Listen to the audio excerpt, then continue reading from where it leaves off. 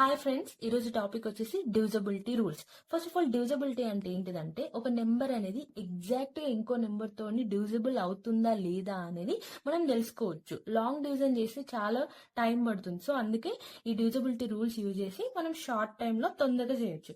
ఓకేనా, మొత్తం 2 to 19 ఉంటాయి కదా, నేను ఆర్డర్ వైజ్ గా కాకుండా నేను సిమిలర్ గా ఉన్న దాన్ని బట్టి ఎక్స్ప్లెయిన్ చేస్తాను. ఓకేనా, ఇప్పుడు ఫర్ ఎగ్జాంపుల్ గా చూసుకుంటే డివిజబిలిటీ రూల్ 2 అనేది వేరే ఉంటుంది, డివిజబిలిటీ 3 అనేది వేరే ఉంటుంది. సో నేను అందుకే సిమిలర్ గా ఉన్న దాన్ని బట్టి స్టార్ట్ చేస్తాను, ఆర్డర్ వైజ్ గా కాకుండా. ఓకేనా, లెట్ స్టార్ట్ ద వీడియో. ఇప్పుడు నేను పైన రాశాను కదా డివిజబిలిటీ 2 రూల్ అని. 2, 5, 10 ఇవి మూడు అనేవి సిమిలర్ గా ఉంటాయి. డివిజబిలిటీ రూల్ 2 ఏంటిదంటే last digit number 0 or even number ఉంటే దాన్ని మనం డివిజిబుల్ బై 2 అని అంటాం. ఓకేనా, last digit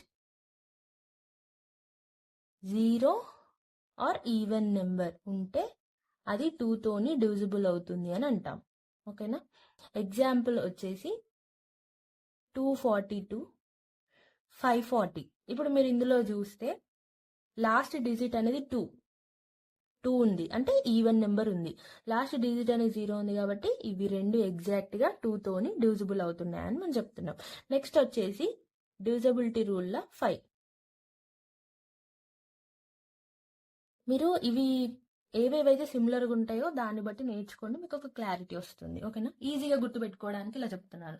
next divisibility rule 5 ఏంటిదంటే లాస్ట్ డిజిట్ 0 ఆర్ 5 ఉంటే అది 5 తో డివిజిబుల్ అవుతుంది అని అంటాం మనం. ఓకేనా, లాస్ట్ డిజిట్ 0 ఆర్ 5 ఉండాలి. ఎగ్జాంపుల్గా 200, 225. ఇప్పుడు ఇందులో చూస్తే లాస్ట్ డిజిట్ అనేది 0 ఉంది, సో ఇది 5 తోని డివిజిబుల్ అవుతుంది. లాస్ట్ డిజిట్ అనేది 5 ఉంది, సో 0 అని ఉండాలి, లేకపోతే 5 అని ఉంటే డివిజిబుల్ అవుతుంది. ఓకేనా, ఇవి రెండు 5 తోని డివిజిబుల్ అవుతుంది. ఇప్పుడు నెక్స్ట్ వచ్చేసి డివిజిబిలిటీ రూల్లో 10 కూడా సేమ్ సిమిలర్గా ఉంటుంది. 10 ఏంటిదంటే లాస్ట్ డిజిట్ 0 ఉండాలి, ఉంటే అది 10 తోని డివిజిబుల్ అవుతుంది. ఎగ్జాంపుల్ వచ్చేసి 10, 100, 200, 300, 500 ఇవి దీని ఎగ్జాంపుల్స్. ఇవనేవి అన్ని 10 తో డివిజిబుల్ అవుతుంది. డివిజిబుల్ అవుతుందని ఎలా తెలుస్తుంది? లాస్ట్ డిజిట్ 0 ఉంది, last digit 0, last digit 0, last digit 0, last digit 0. ఇప్పుడు నెక్స్ట్ వచ్చేసి మనం సిమిలర్ గా డివిజిబిలిటీ రూల్ 3,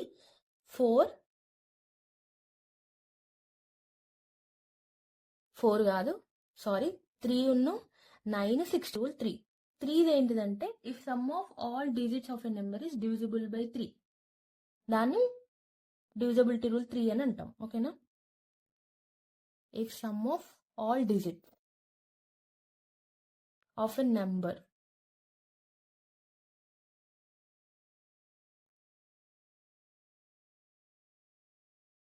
డివిజిబుల్ బై 3. నేను మీకు ఒక ఎగ్జాంపుల్ ద్వారా చెప్తాను, మీకు అర్థమవుతుంది. ఎగ్జాంపుల్ నేను 432 తీసుకున్నా.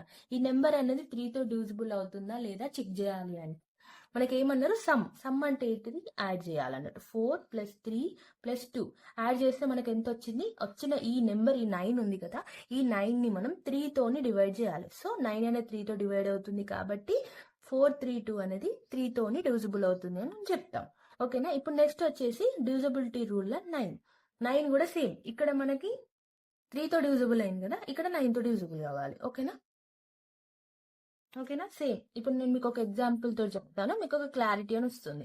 నేను ఎగ్జాంపుల్ తీసుకున్నది ఏంటంటే 243 తీసుకుంటున్నాను. సో ఏం చేయాలి, ఈ నెంబర్ అనే 9 తో డివిజిబుల్ అవుతుందా లేదా చెక్ చేయాలంటే ఇవన్నిటిని మీరు సమ్ చేయాలి. 2 + 4 + 3 + 2 + 4 + 3 ఇవన్నిటిని మీరు సమ్ చేయండి. సమ్ చేస్తే ఎంత వస్తుంది అంటే యాడ్ చేయమంటే, యాడ్ చేస్తే 18 వచ్చింది.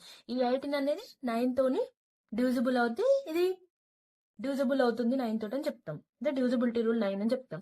ఒకవేళ 9 తోటి డివిజిబుల్, ఇప్పుడు 18 కాకుండా ఫర్ సపోజ్ గా 19 వచ్చింది అనుకోండి, అప్పుడు ఏమవుతుంది, 9 తోని డివిజిబుల్ కాదు అని చెప్తున్నాం. ఓకేనా, సారీ నేను ఇక్కడ 16 అని అన్నాను, 16 కాదు, 3ది ఉన్ను 9ది డివిజిబిలిటీ రూల్ అనేది కొంచెం సిమిలర్ గా ఉంటుంది. ఓకేనా, ఇప్పుడు నెక్స్ట్ 4, 8, 16 ఇవి మూడు సిమిలర్ గా ఉంటాయి. ఓకేనా, డివిజిబిలిటీ రూల్ 4 ఏంటిదంటే లాస్ట్ 2 డిజిట్స్ అనేది 4 తోని డివిజిబుల్ అవుతే దాన్ని మనం డివిజిబిలిటీ రూల్ 4 అని అంటాం.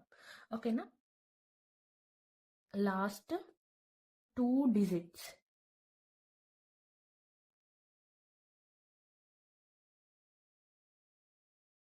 Last 2 digit divisible by 4. ఓకేనా? ఎగ్జాంపుల్గా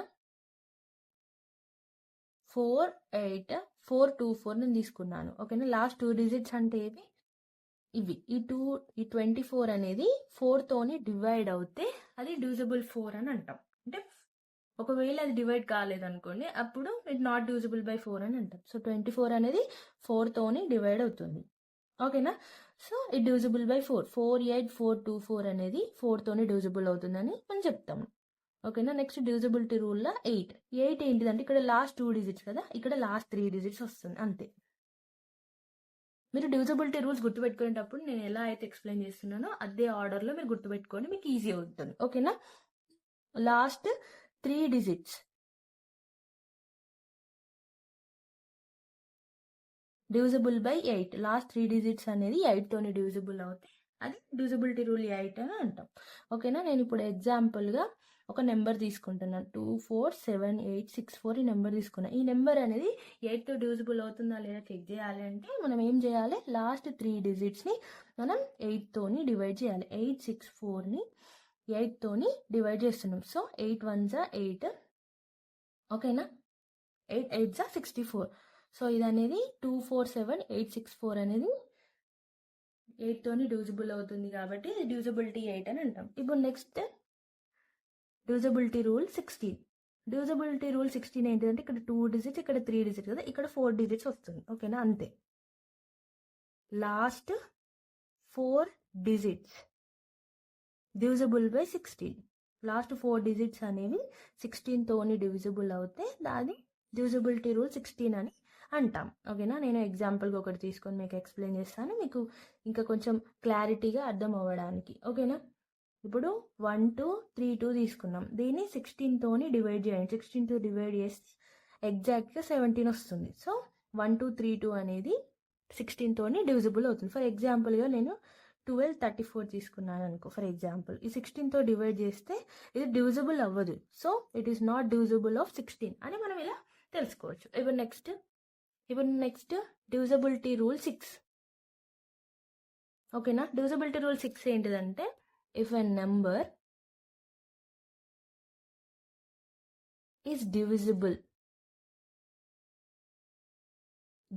by both 2 and 3. 2 and 3 అంటే ఏంటిది? డివిజిబిలిటీ రూల్స్ 2 and 3 ఉన్నాయి కదా, అవి రెండితోటి డివిజిబుల్ అయితే ఆ నెంబర్ అది డివిజిబిలిటీ రూల్ 6 అని అంటాం. ఓకేనా? నేను ఎగ్జాంపుల్గా ఒకటి తీసుకుంటున్నాను మీకు క్లారిటీ కోసం. ఎగ్జాంపుల్ ఏం తీసుకుంటున్నానంటే 2, 5, 6, 1, 4 ఉంది. ఇప్పుడు దీన్ని మనం చెక్ చేయాలి, 2తో డివిజిబుల్ అవుతుందా లేదా అని. 3తో డివిజిబుల్ అవుతుంది, రెండింటితో చెక్ చేయాలి. ఇప్పుడు 2ది డివిజిబిలిటీ రూల్ ఏంటిది? లాస్ట్ డిజిట్ 0 అని ఉండాలి, లేకపోతే ఈవెన్ నెంబర్ అని ఉండాలి. సో లాస్ట్ డిజిట్ చూసుకుంటే 0 లేదు, కానీ ఈవెన్ నెంబర్ ఉంది. సో 2 అనేది డివిజిబుల్ అవుతుంది. నెక్స్ట్ 3ది మన రూల్ ఏంటిది? సమ్ చేయాలి. సమ్ చేసి వచ్చిన దాన్ని మళ్ళీ 3 తోని డివైడ్ చేస్తే డివైడ్ అవ్వాలి. డివైడ్ అవ్వకపోతే 3 తోటి కాదు అంటాం.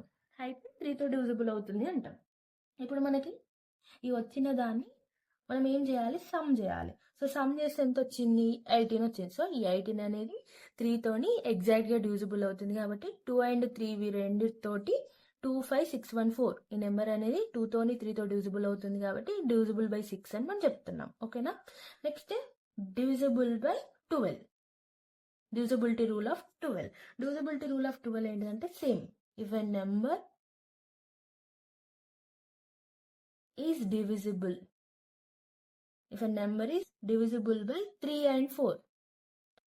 3 and 4 డివిజిబిలిటీ రూల్స్ తోటి ఆ నెంబర్ అనేది డివిజిబుల్ అవుతే అది 12 తోని డివిజిబుల్ అవుతుంది అని అంటాం. మీకు ఎగ్జాంపుల్గా నేను ఒక నెంబర్ చెప్తాను. ఎగ్జాంపుల్గా 19044 తీసుకున్నా. ఈ నెంబర్ అనేది 12తో డివిజిబుల్ అవుతుందా లేదా చెక్ చేయాలి అంటే ఫస్ట్ మనం 3తో ఉన్న 4తో చెక్ అవుతుందా లేదా చెక్ చేయాలి. 3ది డివిజిబిలిటీ రూల్ ఏంటిది? 3ది డివిజిబిలిటీ వచ్చేసి అన్నిటిని సమ్ చేయాలి, ఆ నెంబర్ అనేది డివిజిబుల్ అవుతుందా లేదా చెక్ చేయాలి. సో 19044 ఇవన్నిటి మనం సమ్ చేయాలి. సో సమ్ చేస్తే 18 వస్తుంది. ఈ 18 అనేది ఎగ్జాక్ట్గా 3తో డివిజిబుల్ అవుతుంది కాబట్టి 3 అనేది డివిజిబుల్ అవుతుంది. నెక్స్ట్ 4 4 ఏంటిది, లాస్ట్ 2 డిజిట్స్ అనేది 4తో డివిజిబుల్ అవ్వాలి. ఇక్కడ ఉంది చూడండి, last 2 digit divisible by 4. Last 2 digits అంటే ఇందులో లాస్ట్ 2 డిజిట్స్ ఏవి, ఇవే కదా, 4 ఉంది కదా, ఈ 4ని 4తో డివైడ్ చేయండి, ఎగ్జాక్ట్గా డివిజిబుల్ అవుతుంది. సో 3 అనేది డివిజిబుల్ అవుతుంది కాబట్టి 19044 అనేది డివిజిబుల్ బై 12 అని మనం చెప్తున్నాం. ఓకేనా. ఇప్పుడు నెక్స్ట్ వచ్చేసి డివిజిబిలిటీ రూల్ 14. ఓకేనా. డివిజిబిలిటీ రూల్ 14 ఏంటిది అంటే, ఇఫ్ ఎ నెంబర్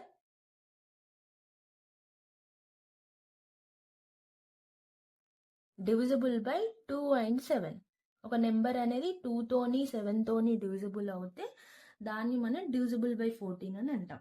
ఓకేనా. సో 2 అంటే మనకు తెలుసు, ఈవెన్ నెంబర్ రావాలి, లేకపోతే 0 రావాలి. కానీ 7ది నేను ఇంకా మీకు ఎక్స్ప్లెయిన్ చేయలేదు కదా, 7ది నేను లాస్ట్కి చెప్తాను.